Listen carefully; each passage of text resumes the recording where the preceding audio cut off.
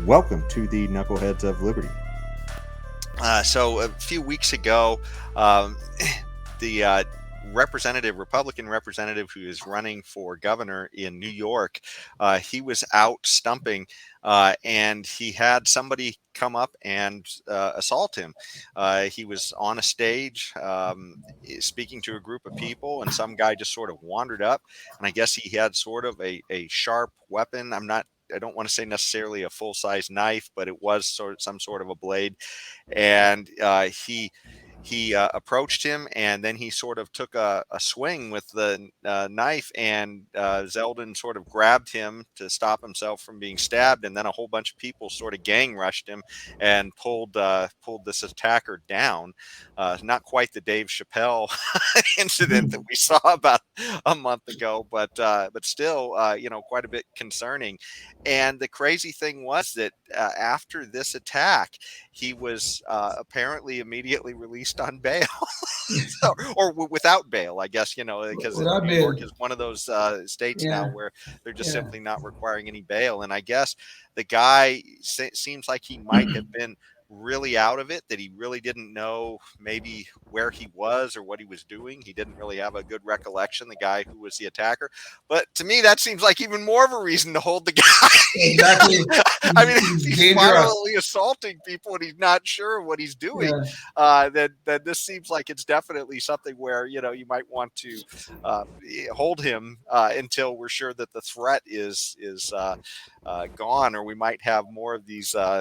Potentially it'll take a good guy with a gun to stop this guy, which is This guy. not something we Exactly. want to see Exactly. this Yeah. eventually get to. Exactly. So, what do you guys think about this? Well, Under think New you said York's it. under New York's reform, the bail reform, the whatever they want to call it, they charged the guy with attempted assault. And believe it or not, an attempted assault in New York is not a felony. So because it's not a felony, the prosecutors could not ask that the guy be held on any sort of bail. So the judge let him out. The judge had no choice in the matter. They let him out without bail. Now you just described the guy. You just described all the circumstances. The guy said he didn't even know who the congressman was or nothing. He just went up on stage to attack him for God knows what reason. But this is the problem here. These politicians put these things in place, and then who have to live with the consequences? Us, the private citizens. When this guy, it was a congressman, but still though, he had nothing to do with this guy. The guy just decided that this is the time to stop this guy from speaking. Now, what craziness is this? What craziness is this? But this all goes back to the whole point, the, the tolerance of lawlessness that is going on in our society with all of these so-called reforms that is going on, and then the selective prosecutions also that are going on. All of this is putting our criminal justice system at risk and putting the lives of our citizens also at risk. And this is horrible. And yeah, I think you're saying the same thing basically that Jason was, is that, if they wouldn't have these kinds of lax rules, then they, then the good guys with guns have to come into play, and we don't really want that after all. I mean, Right. we prefer not to be assaulted or robbed or any of these things. So I guess the rule is that if you block the guy trying to knife you and prevent him from injuring you, that's an attempted assault, and the guy gets off. But if Yes. you are too slow or too weak or just don't see it coming, and he stabs you with his knife or whatever he has, sharp pointy stick, then that's an assault. And so, but essentially by the reflexive defending act of the potential victim here, Yes. actually a victim, the guy the guy gets off.